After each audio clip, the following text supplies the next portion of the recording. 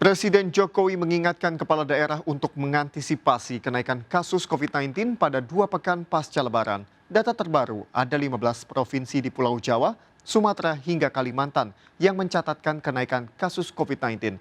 Jokowi juga meminta kepala daerah di zona merah dan oranye untuk menutup tempat wisata.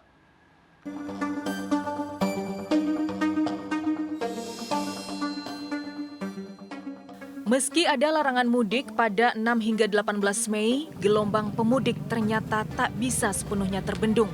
Data Kementerian Perhubungan, sebanyak 1,5 juta warga nekat mudik ke sejumlah daerah.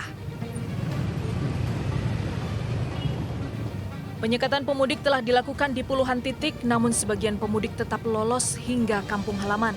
Fakta inilah yang menjadi kekhawatiran munculnya ledakan kasus COVID-19 pasca Lebaran.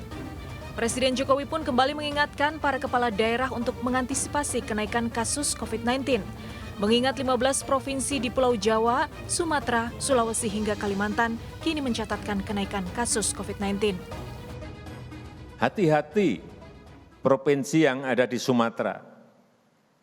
15 provinsi mengalami kenaikan, ini hati-hati. Sekarang kita terbuka, hati-hati.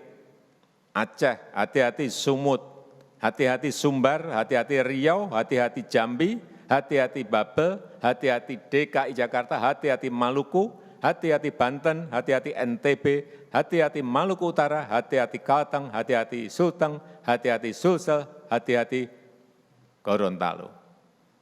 Kelihatan dalam grafisnya, kurvanya semuanya kelihatan. Sekarang kita tandai merah dan hijau. Sebagian ada di Sumatera, sebagian besar, dan ada di Jawa dan juga ada di Sulawesi dan Kalimantan.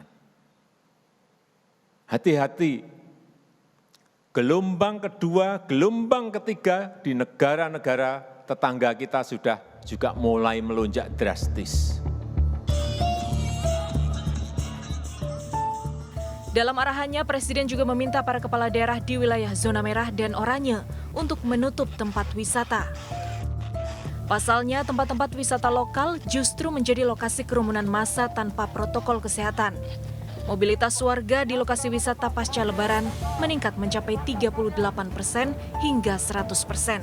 Sementara Presiden mengakui Indonesia masih memiliki kelemahan dalam tracing kasus, terutama di daerah. Berapa orang itu yang harus segera dicek betul, isolasi, karantina. Ini kelemahan kita ada di sini, yang di nomor 2, di tracing. Berkaca pada sebelumnya, kasus COVID-19 selalu mengalami peningkatan pasca libur panjang. Puncak kasus aktif harian terjadi pada 5 Februari 2021 mencapai angka 176.000. Kasus aktif melonjak saat itu dipicu libur Natal dan Tahun Baru. Dengan fakta tersebut, Presiden mewanti-wanti kepala daerah untuk terus mencermati perkembangan kasus COVID pada 2 pekan pasca Lebaran.